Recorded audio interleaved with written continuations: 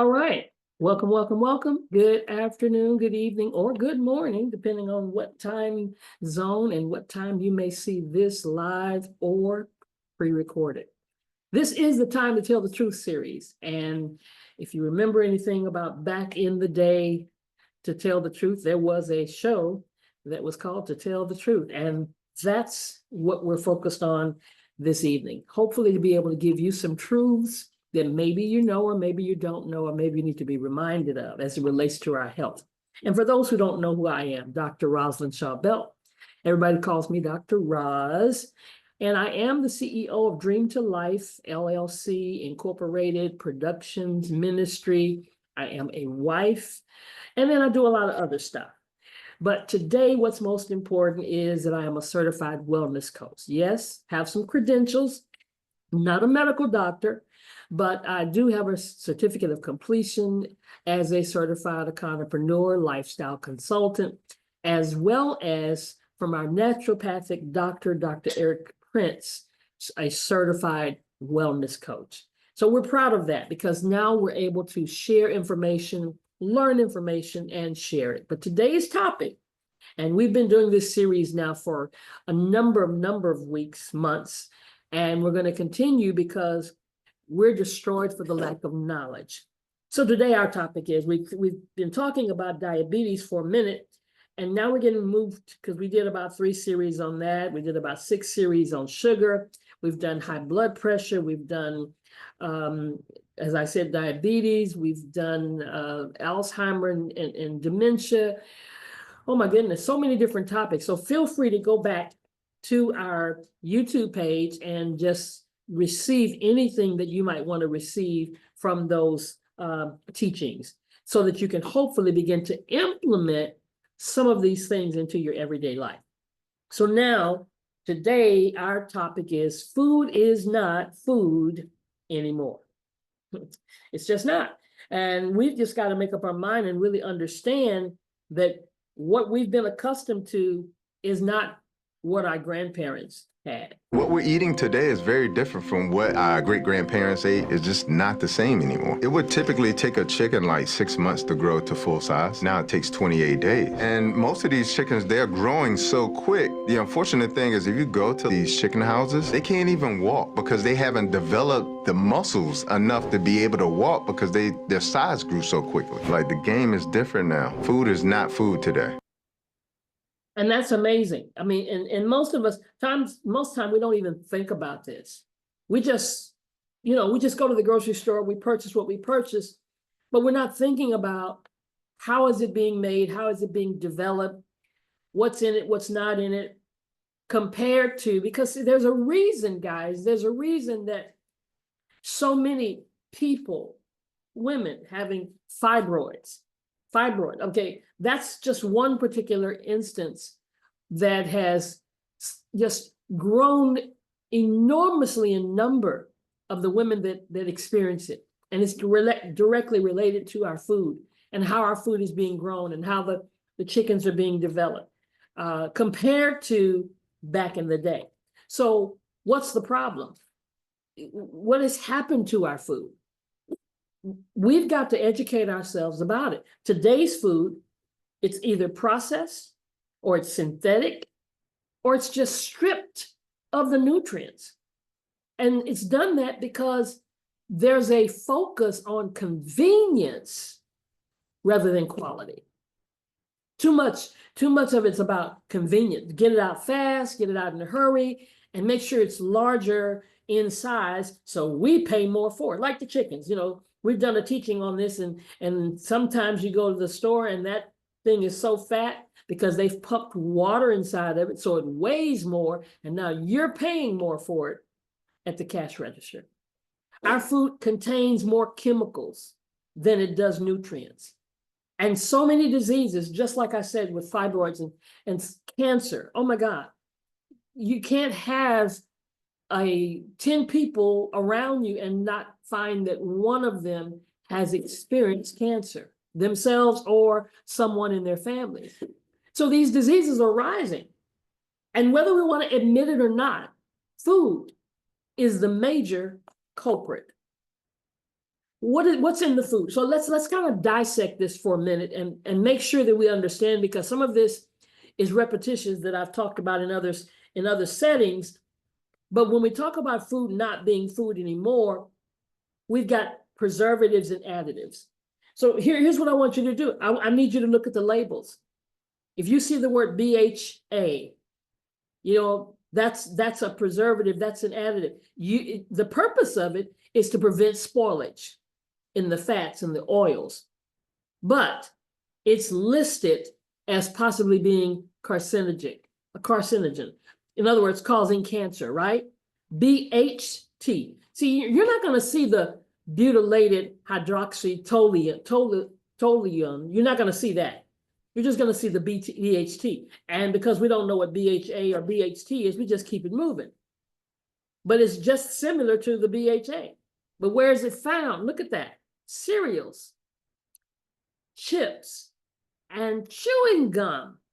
How many of us grew up kids chewing gum? We had the juicy fruit, we had the bubblicious, okay? And then we're feeding the cereals to our children. We're raised on certain cereal. We like certain ones more than others, and they're advertised to make us want them, not realizing that all these things are leading us down a path of being more prone to cancer. There's a reason why cancer rates are getting higher and higher. Then we talk about sodium benzoate, where it's found in sodas, found in juices, found in salad dressings, and may form benzene, which is a known carcinogen, when it's combined with vitamin C. And so here's the thing that athletes are dropping with heart attacks and strokes, and they look like the pillar of health. Propylgallate, another fat preservative, often used with BHA and BHT. So the preservatives and the additives, we've got to pay attention to them. And let's not talk about the artificial coloring. Well, no, let's talk about the artificial colorings, because we're talking about artificial colorings that are banned in other countries. Just recently, our country, United States, has decided to ban red 40. And these are things that have been banned in other countries, in Europe and all these other countries for decades. But red 40 is linked to hyperactivity in children and allergic reactions. And we think, oh, our child needs Ritalin. No, they need to stop eating all the cereals that have the red 40. Stop eating all the Skittles. It's red. Anything that's got these colors, red, yellow, blue, yellow 5, associated with asthma and behavioral issues. And we're just living with asthma as if it's something that we just have genetically only. Blue 1 and blue 2, potential links to cancer and cell damage in the animal studies. And then we got the flavor enhancers, the MSG. It enhances the flavor. It can trigger headaches, nausea, and fatigue. Disodium incinate, often used with MSG to intensify the flavor. And we're a flavor-loving people. Don't misunderstand me. I want flavor. I gotta have it. I don't want it bland. None of us want it bland. But there are other ways to do it naturally with herbs. I use all the time different herbs in paprika and garlic sea salt. I use these garlic powder. I mean, there's so many other things to use that we should try them, because they really add the flavor to the food that we need. And then sweeteners. Now, we love stuff that's sweet. We don't like things that are bitter, especially if you've been raised a certain kind of way. But we don't recognize that we're just eating sugar. We're drinking sugar, right? And we think because it says diet or it says sugar-free, that must be good for you. Here are some sweeteners. Aspartame, found in diet sodas and sugar-free products. Controversial links to neurological issues. That's what are we talking about? We're talking about dementia. We're talking about even Alzheimer's. Sucralose, Splenda. It can alter possibly the gut bacteria and affect your blood sugar. And then high fructose corn syrup.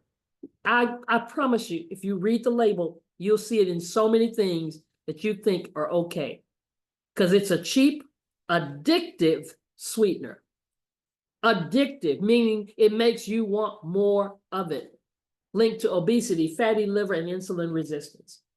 And then they're putting so many stabilizers and emulsifiers in our foods just to thicken it. Thickener from seaweed, and it causes inflammation and gut irritation.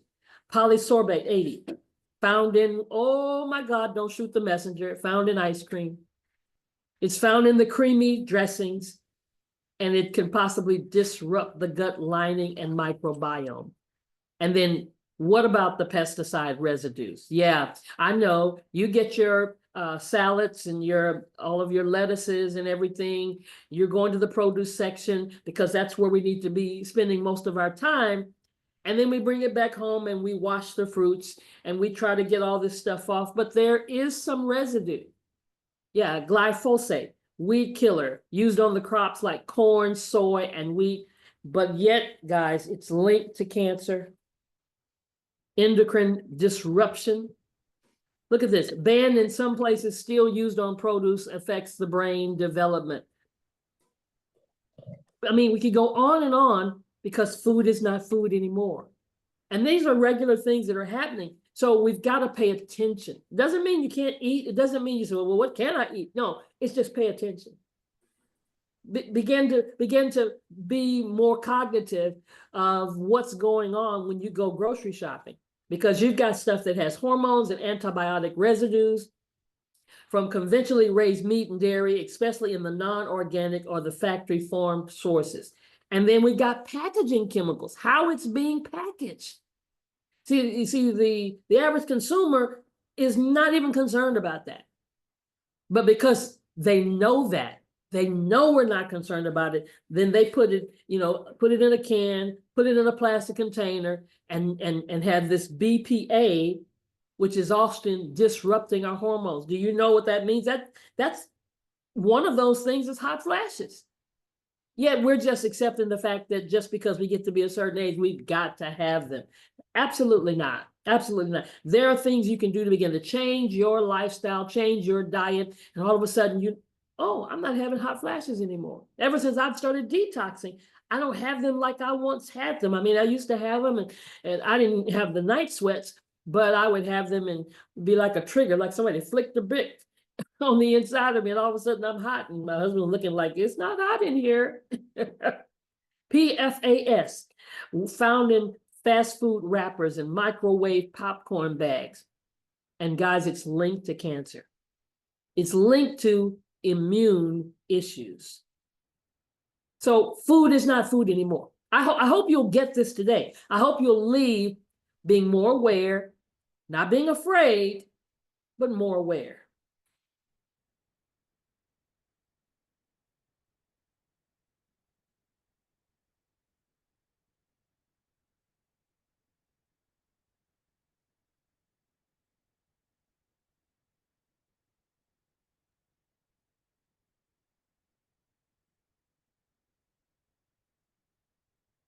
And it's not saying anything. So it's showing us all these processed foods.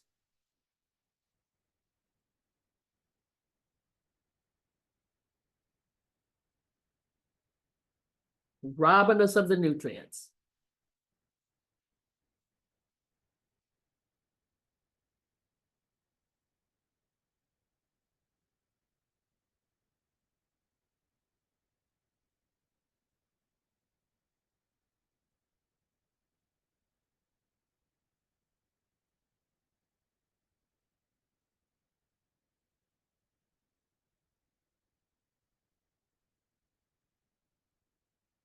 So what we understand is that we're losing the nutrients in the foods, even if we think we're doing the right thing, because we've made a transition. And I want to guide us through this today, what that transition has been, what food used to be. See, before it was modified, it was grown locally. Now, I bet you, some of you probably had parents or grandparents or great-grandparents that grew their own food. I remember going in the backyard, seeing greens being grown in my grandmother's house, and they didn't call it a garden. It was just what they did. They grew their own stuff. They grew it seasonally. They grew it fresh. It was not processed. They were whole foods. And they cooked at home. Now, I understand. We live in a fast-paced society. Some of us feel like we don't have the time to do it, but our health depends on it.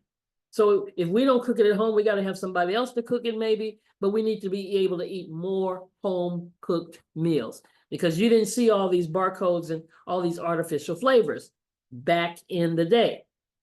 But then now, there's a reality. Things are ultra-processed, so you can have them right now. It's genetically modified.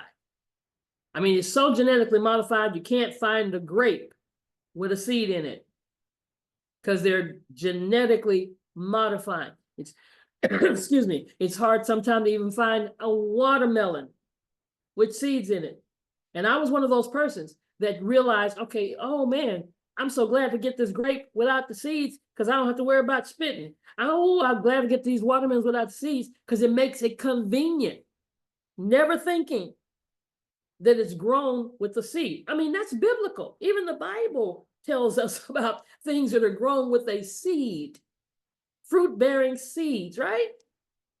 And then the artificial colors, the preservatives, the emulsifiers, sugar, seed oils, and synthetic additives, they're dominating our food today. We taught this, there's sugar in almost everything, and we've got to minimize that amount of sugar and at least begin to, if you're going to eat something, look at the package and see what the serving size is and try to stick with that. Because if you eat the whole package or the whole bag, or you've done 4 or 5 serving sizes. So let's keep it going. Let's keep it going to our next understanding of our food back then, okay? So it was whole, it was seasonal, and it was local. So before the Industrial Revolution, prior to the 1900s, food was fresh, right? It was either grown, it was raised, or they hunted for it. The preservation was natural. So even if you ate meat, you didn't have all these different methods for keeping it a long period of time, so you had to eat it right then. You had to kill the pig and get to eating. You had to kill the cow, all this kind of stuff, because you didn't have all of these preservations, ways to preserve it for a long length of time. Now we don't know. We don't know how long it's been dead before it gets to our plate. The meals were homemade, prepared from scratch. I mean, I said to my husband just the other day, I'm so blessed that I'm able to work from home, because I can put on, like I did the other day, put on a pot of pinto beans and let them cook low for hours, right? But everybody doesn't have that privilege to be able to do that, because you go to work, you come home, but there's still a way to be able to do some of these things, prepare from scratch with simple ingredients, not with a multitude of ingredients that are on there. The soil. See, we can't do anything about that, because that's what they're doing now. They're putting other things in that soil. But back in the day, the soil was nutrient rich, and the crops were rotated to preserve the minerals. The animals were pasture raised. Now you can do that. You can look at there and see, is it a pasture raised chicken, or is it a farm raised chicken? Because the farm raised, they're not letting them be free, as the video said, to develop in their muscles. Free to grow, free from growth hormones, not trying to make them grow up quickly and fatter than ever. I tell folk all the time, go to a chicken place and you got a big old fat wing. The chicken is not that large, guys. So next time you complain about, the meat's too small, that's the size of the animal. That's the size of the bird. So food was nutrient dense, minimally processed, and it was eaten close to its source. But then we made a shift. We made a shift in the 1900s to the 1950s, and industrialization and convenience took place in that shift. So all of a sudden now, we've got canned foods, we got frozen dinners, we got mass agriculture, because we got all these different machineries that are taking place to keep people from having to do it with their hands anymore. Now we've got the development of grocery stores. They replaced the markets, and food started coming in boxes and cans. And we've got now, in this era of 1900s to the 1950s, we've got refined sugar and white flour. That became the staple. That became the norm.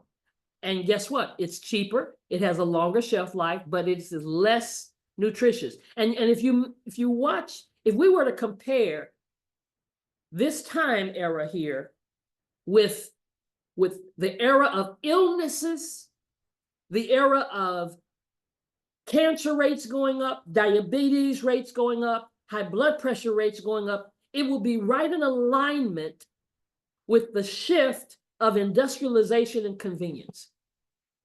Things got more convenient and we got sicker. Synthetic preservatives added to prevent spoilage for shipping and storage. Farming began prioritizing yield and shelf life over nutrient content. I hope you get this. I hope you understand they don't care, who they are being the system. They don't care how sick we get. They care how much of it we buy. And so the result of this shift, people were eating more food-like products with less time spent cooking or growing. And then we moved to the 60s. I'm sure we got some 60 babies here. All right. Chemical and corporate takeover between the 60s and the 90s. Now we've got higher crop yields. Oh, they're kicking the food out now.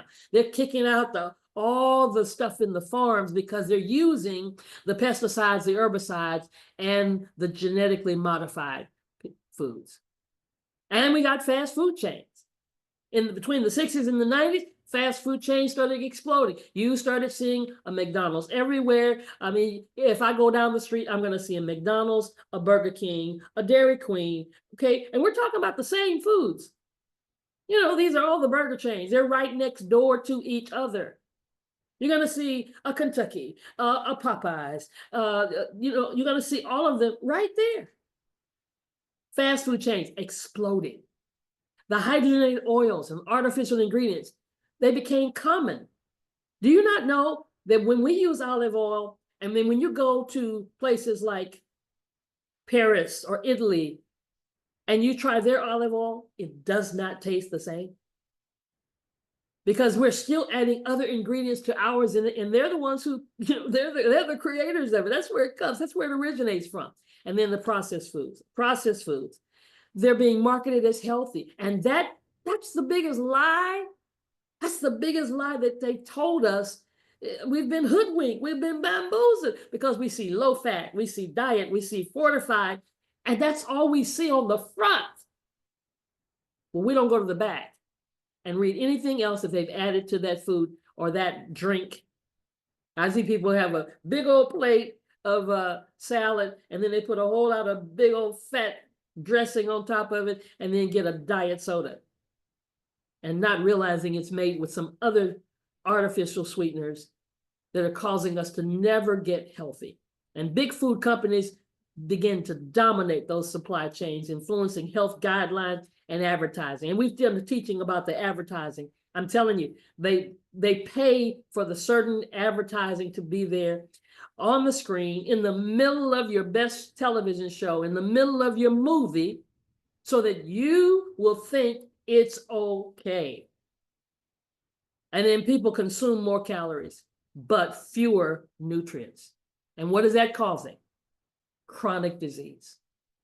Chronic disease, rampant in our lives, in our families, in our communities, because food is not food anymore. And then it continues.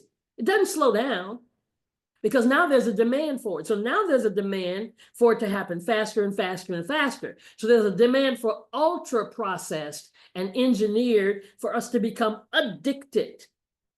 Yeah. Yes, let's just fess up. We're addicted.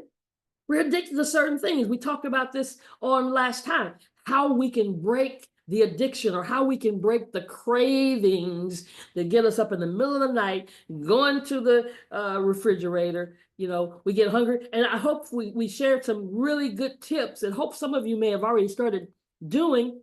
When you get that craving, stop. Because the craving doesn't necessarily mean you're hungry. It might mean you're thirsty for water. Okay, that's just one of the things. So go back and listen to that particular session. But over 60% of the average American diet is ultra-processed: bars, snacks, frozen meats, fast food. One of our other teachers says if it's in a bag or a jar, a can, all of that means it's processed because it sits on the shelf. And most of these packaged foods are lab formulated with chemical additives, flavor enhancers, bliss point engineering. It's done in the lab. It's not done in the kitchen or from the ground. It's been formulated. And the farms, because of what they're not doing in the soil anymore, it's depleted of minerals. And that means every fresh produce may contain fewer nutrients than it once did. And then if we get it fresh, we cook out. We cook out the minerals. We cook out the nutrients. Food marketing, and it's so targeted. We've had a session where we talked about it being targeted. They're targeting our kids. They target certain communities. Yes. Certain commercials come on certain shows to target the African-American community. I'm gonna say it just like it is. They target us. Not about health or sustainability. And even so-called healthy foods are often processed or contain hidden ingredients like seed oils and sugar under different names that we don't even know that's sugar. So what's the result? Food today often feeds our cravings, but starves our cells. And so we're overfed, but undernourished. So the bottom line is, food used to be medicine. Let food be thy medicine. That's what the Bible says. The fruit, the tree, the leaves. Now much of it is just a product. Where we once had connection to the land, to the kitchen, and to health, we now have speed, shelf life, and synthetic substances. But it doesn't have to be. See, if you're watching this, if you're listening to the sound of my voice, you're about to make a change. You're about to make a change for yourselves, for your legacy, for your family, because you will have some knowledge that others don't have. Ever wondered why food's starting to taste like cardboard? If you're in your 40s or 50s, you might have noticed the sweets aren't so sweet, and suddenly the salt shaker is your bestie. What's the deal? Well, here's the scoop. We kick off life with about 10,000 taste buds, but by the time we hit those fabulous 40s, we've lost nearly half. And the ones we have left, they're shrinking faster than your willpower in front of a donut. Salty and sweet are the first taste to fade, leaving bitter flavors to crash the party. Ew. So now you know why older folks crave those extra salty fries or a double scoop ice cream sundae.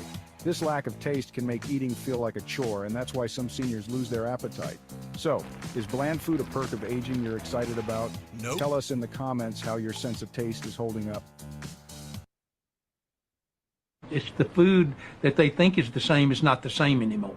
You know, everybody's for free choice. Whether we're liberal or whether we're conservative, we've all got that streak in us. But the fact is, you cannot have free choice unless you have an informed choice. And you can't have an informed choice if they're lying about what's on the label. What about PAM cooking spray? Everybody knows what PAM is. It's some kind of little healthy oil with compressed air that you spray it and it gets on your pan. It's not compressed air. That, you know, and they don't tell you, but it's butane and propane. People don't understand that they are spraying lighter fluid on their children's hot cakes. And it's fabulously successful. Yeah, but if we don't know, we don't know. Because we don't recognize there's some silent ingredients. Listen, guys, there's some stuff that they don't put on the label. They look for the loopholes. Glyphosate, weed killer residue, nanoparticles, antibiotic and hormone residues from factory farm meat, PFAS, forever chemicals in packaging. So we got to read between the lines. not just the labels. We've got to educate ourselves. That's what we're doing today. We're educating ourselves. So what's missing sometimes from the label is some of the pesticides and herbicides residue that they're using to spray. Why do they have to wear a hazmat suit when they're spraying the vegetables that they grow in the farm, when they're spraying off from the leaves, when they're spraying all the apples that they're growing, the strawberries that they're, why do they have to wear a hazmat suit? Hazmat suit, means there's something dangerous going on. So it's not on the label, and it's not on the label because the FDA, somebody say, well, it's not FDA approved. Who cares? The FDA and the USDA doesn't require companies to disclose pesticide residues unless those levels exceed a certain limit. Now, you may say, if that's the case, they're saying that it's not harmful to you. Okay, so a certain level is not harmful to you. But get this, what if you are eating 10 of those things that are not harmful to you? Now you've multiplied that number to the point where it is harmful to you. See, these chemicals are used in farming, not food processing. So they're not seen as what they call ingredients. And now we are suffering because these are the things that are linked to cancer, hormone disruption, and gut damage. And it's evident because our numbers are constantly increasing. The genetically modified. What's missing from the label? Well, most processed foods in the US contain GMO corn, soy, or canola. Well, you can't find it on the label because there's a little loophole in labeling laws that lets those companies avoid full disclosure by using vague terms like bioengineered. How many of you seen that? How many of you seen that on the label? Bioengineered. The US has looser GMO labeling laws compared to Europe, where you will not find many of the foods that are allowed in the United States in Europe. So we're dealing with health effects, but GMOs often come from increased pesticide exposure. Number 3, processing aids and hidden ingredients. Missing from the labels, bleaching agents, anti-caking chemicals, solvents used in the processing. Why is it not on the label? Because these are considered incidental additives, and they don't have to be listed. And if they're not present in the final product in significant amount. So here it is again. They're saying it's not significant amount to do any damage to your body. But I'm gonna say it again. If you have it in different times a day in different foods, you've already reached that level where it is significant. So ammonium sulfate, it's in the bleach flour, hexane in extracting soy oil, silicone dioxide in powdered products. Number 4, flavor formulas. Oh, this is everywhere. Artificial, natural flavoring chemical compounds. Not on the label because trade secrets are protected by the law, because they have the trade secrets to make that particular thing taste the way it tastes or to have that flavor. And the term natural flavor, it can include dozens of lab-made substances. So here's the risk. That can include preservatives, solvents, and even MSG derivatives without any disclosure. Number 5, hormones and antibiotics in the meat, in the dairy. What's missing? Residues from growth hormones or antibiotics given to the livestock. Why is it not on the label? Because these are part of conventional animal farming practices and don't have to be labeled unless the food is marketed as hormone-free or organic. And that's contributing to our antibiotic resistance and our hormone-related health issues. Number 6, packaging. We've seen this. We've seen these transitions about using our plastics and using our different things that are now not, some of these things have changed and they're having to list BPA. But how many people have to die? How many people got to get sick before they finally make up their mind to say it should be on the label? But those chemicals aren't part of the food. They're part of the packaging. But yet they can leach into the food. And many of us have begun to learn that, and we've changed all the kind of stuff that we cook with. We changed the things that we save our food in, all the stuff that we store our food in, because these are chemicals that are in the packaging that leaches over time into the food. And that's when we get to our 50s and our 60s and our 70s. And now we're dealing with issues because we've been doing it since we were kids. And so we have endocrine disruption, we got fertility issues, we got immune suppression. And then number 7, the country of origin. What's missing? Do you see on there where the ingredients were grown or processed? No, we just get them. And it's not on the label because only the location of final packaging is often required. Where was the final packaging? Okay, ingredients can come from multiple countries with varying safety standards. Labels tell part of the story, not the whole story. The rest is hidden by loopholes, the lack of regulation, and industry influence. And it's not like they're really going to change it, because if they change it, they're going to lose money. But we can change. We can change what we're doing in our own lives, in our own families, and in our own lineage. That's why whole, unprocessed foods are the safest bet.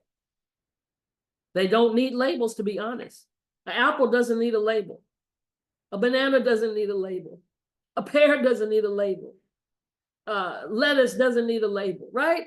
So, and I'm not saying that we have to only eat whole foods, but we need more. We've got to do more. We've got to do more. I don't know if you know, but what we're doing to our food isn't natural. Now, did you know that 73% of our food supply is coming from ultra-processed food, and 72% of the US population is overweight or obese? Now, this is an oversimplification, but the food we eat literally turns into the cells of our body. It becomes us. So if you're eating food that humans aren't designed to eat, like refined seed oils, refined carbohydrates, processed sugars, additives, preservatives, and food that are sprayed with endocrine disrupting chemicals, you'll never have optimal health and you'll never lose weight like you want to. What I'm saying isn't rocket science though, and it really shouldn't be polarizing, but I know some of you are going to roast me in the comments. It should really just be common sense to eat food that comes from our environment and not from a production plant. You'll never thrive eating ultra-processed foods, even if you think they're healthy, just because they happen to say organic, non-GMO, gluten-free, or vegan. So when it comes to losing weight, just eat real food. That's it. Doesn't it sound so simple? Just eat real food. So how does this affect us? The cost of modern eating, the cost of changing from the way our great-grandparents ate to where we are in this day and time, it's costing us, okay? It's benefiting the system, the healthcare system, the marketing system, the food system, the FDA, but it's costing us. It's costing us gut damage and inflammation and autoimmune diseases. It's costing, all we got to do is look in our families, and we see obesity, diabetes, and heart disease. We experience mental fog, mood swings, hormonal imbalances. Our bodies are starving for real nutrition. When you go to the market now, it'll say plant-based, but I read labels. When I turn it on the back and look at the label, I'm like, half of that ain't plants. How can this be plant-based? The trickery that they put in the system now, how they doubled up food and convinced us that we're eating healthy, but we're not eating healthy, and we don't understand the damage that we're doing to our bodies. So many symptoms, like we pacify them. I got a headache, headache is normal. But you don't have a Excedrin deficiency, you got a problem. Like, that's your body telling you something is wrong. Something is wrong. We got a headache, something is wrong.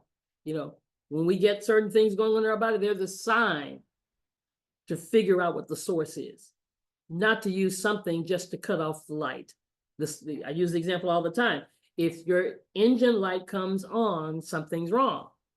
If you go underneath the hood, underneath the dashboard, disconnect the wire, the engine light goes off, but the problem is still there. So there's a manipulation. They've engineered us for cravings. We've talked about those cravings. There's food science that creates bliss points to make us addictive. They want us to be addicted. They don't really care about us. Michael Jackson said it. They don't really care about us. MSG, sugar, salt combinations designed to hijack our taste buds. They said it in one of the videos. Our taste buds have been hijacked. And when you start detoxing, all of a sudden your taste buds awaken. I'm always sharing my testimony with McDonald's fries. I love McDonald's fries. Love, love, love them. I used to go there, the car go there on its own. The moment I started detoxing, all of a sudden they started tasting salty. Well, they've been salty, but my taste buds were hijacked. And when I started detoxing, all of a sudden they came alive. Food deserts and aggressive marketing in poor communities, that's manipulation, because you can go to the little corner stores and not find a thing that's in there healthy. Ultra-processed foods make up more than half of the calories that Americans consume. And I'm not just talking about donuts and pizza here. There are actually a lot of ultra-processed foods that we mistake for healthy ones. So let's start with juice. Once you've juiced, say, an orange, you're losing all of those fibrous materials that would be fortifying your body, and you're just extracting the sugars. Next is granola bars. The problem with granola bars is that they're often made with a ton of sugar. If you look on the back of a granola bar label, very often they'll contain more than 15 grams of sugar. That's 4 teaspoons. Another one is sports drinks like Gatorade. The reason they're unfortunately not as healthy as we think is that these drinks often contain more sugar, other sweeteners and food coloring than anything else in the bottle. It also contains dextrose, which is a sugar substitute, which is linked to increased risk of diabetes and obesity. I mean, they have huge canisters of this on the sidelines to our athletes. Amazing. So how do we fight back? So we don't ever want to just talk about the problem. How do we win? How do we overcome? Food freedom starts with becoming aware. Those who are not aware, listen, you're in a bad situation, but the moment you become aware, the moment you can make conscious, intentional decisions about what you do. We say it all the time. When you go in the store, take a look where the bad stuff is. It's in the middle. It's in the middle aisles. It's the stuff that's right there. They call it Temptation Alley. It's right there when you're going to the checkout. All the stuff, there's not a banana sitting there. No, they're candies and gums and all the stuff that's enticing you and your children. And it's at the low range for your child to pick it up and just put it over there. And you have to tell them, put that back. So shop the perimeter of the store. Can you cook at home 1 day a week? Let's use some whole ingredients. Avoid anything with a long shelf life or a long ingredient list. That's what got me about the McDonald's fries. When you talk about 13, 14, 15, 16 ingredients for a French fry, no, I can go get a potato and some grease, some oil, and whatever seasoning I'm going to use, and that's it. Minimum three ingredients, not 14, not 15, not 16 ingredients. I don't need something to keep it yellow. I don't need some certain oil to cook it in. No. So avoid things with long ingredient lists. Grow something. Come on, grow something. Start small. Just get a pot. Just get something and start growing it yourself. Herbs or some greens or some sprouts. And we make this transition from processed to powerful. Swap white sugar for dates or honey. Choose whole grains over white flour. Replace the sodas with infused water or teas. Don't aim for perfect. I got to pause right there because we get upset. Oh, I'm doing this. And we fall off the horse. We fall off the wagon. And because we want it to be perfect. Don't aim for perfect. Aim for better choices every single day. And finally, if it doesn't nourish you, it's not food. Because food is not food anymore. So if it's not nourishing you, it's really not food. We've got to let food be our medicine. I'm committed to that. I'm committed to that. I'm not saying I'm a vegan or I'm a vegetarian or I'm a pescatarian or I'm plant-based. I'm just trying to focus on food being my medicine. Being intentional, not impulsive. Every bite, because you get better every single day. Everybody's a choice between healing and harming. See, they both start with H. So the food you eat can be either the safest and most powerful form of medicine or the slowest form of poison. That's a quote by Ann Wigmore. Food is not the same food anymore. So many women are suffering with women's health issues, and the common denominator is the foods. The foods we are eating today are not the same foods that our ancestors ate. We are not getting the same nutrients and minerals as they once did. There was a shift in the food industry in the late 1990s when they began to genetically modify the foods. Non-organic meats are being injected with hormones, steroids, and antibiotics. Most foods are made in labs now and are creating hormonal imbalances, fibroids, PCOS, and even breast cancer in women. 80% of the American diet is filled with processed foods that come in boxes, cans, jars, and bags. These foods have pesticides like atrazine, preservatives, thickening agents, heavy sodium, and high fructose corn syrup. I recommend a whole food plant-based vegan diet. Tired of expensive superfoods? These 5 foods are cheaper and work better. Save money while boosting nutrition. Doctors say these are the smartest choices. Number 5, eggs. The complete nutrition package.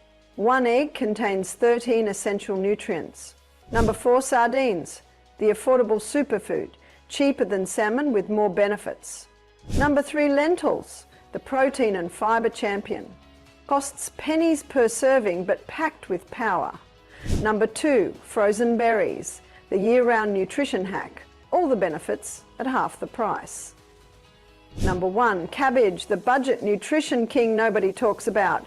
More nutrients than expensive greens, but there's a storage trick that keeps nutrients fresh. Do it wrong and waste your money. Want maximum nutrition on a budget? Watch until the end. A lot of people feel that when you're eating processed foods, it's 100% bad for you. This is not true. There's foods that's plant-based that's minimally processed, just like anything else that's out there. The foods that you really want to stay away from or be a little bit more cautious are highly processed foods. And this is stuff that's on an animal-based diet or a vegan diet. It doesn't matter. But there's ways to get around it. And as long as you know something about moderation, you're perfectly fine. So that's what's important. But we've got to get this stuff out of us. So I challenge you, somebody invited you to take a look at this. Detox your body. One of the ways you can detox your body, there's several ways, and you see detoxes all over the place. And we even, with our company, we have a 7 and a 21 day, but we try to challenge people to at least do 4 days. 4 days of a bitters detox. Now, it doesn't taste good. It's pretty bitter. It's really bitter, matter of fact, right? But it works. And you get the digestion, you boost your digestive system, you get the production of enzymes and bile because you need those things and we're not getting it in our foods. You regulate your appetite and those cravings. You don't have them like you once had them when you're doing the bitters detox. And then you support your liver detoxification. Oh, how important the liver is. So it has the factors that help us with our heart. Because often because of the liver, things are getting and traveling because the liver is supposed to, pull stuff out. It's supposed to be like a filter that gets things out of us. And if it's not functioning, it's letting those things travel through our bloodstream to our heart, causing strokes and heart attacks. So we can eliminate that. That's what bitters does. And it alkalizes the body and helps to reduce that inflammation that may be causing a stroke or a heart attack. And it helps to improve the microbiome, the gut. All right. So you definitely want to find out about bitters. It's easy to do. You just boil 40 ounces of water, drop a tea bag in there, refrigerate it, let it steep all night long or 8 hours at least, and then drink 8 ounces a day. You can do it twice a day, but the best way is to do chug-a-lug, drink those 8 ounces, frown, do what you got to do, join with forces with partners and do it together because in community, we can get it done. And then follow a bitters even meal plan where you can still eat, yeah, but we want you to eat a protein diet, something not the same stuff you've been eating all along, right? Stay clear of the sugar and the refined carbs while you're doing that bitters and watch and see what happens once you finish because we don't want you to suffer. It's not about suffering. It's not about being strict. It's about resetting. It's about moderation. It's about going through a journey that becomes a lifestyle. Listen, we're so glad you joined us today. Fantastic.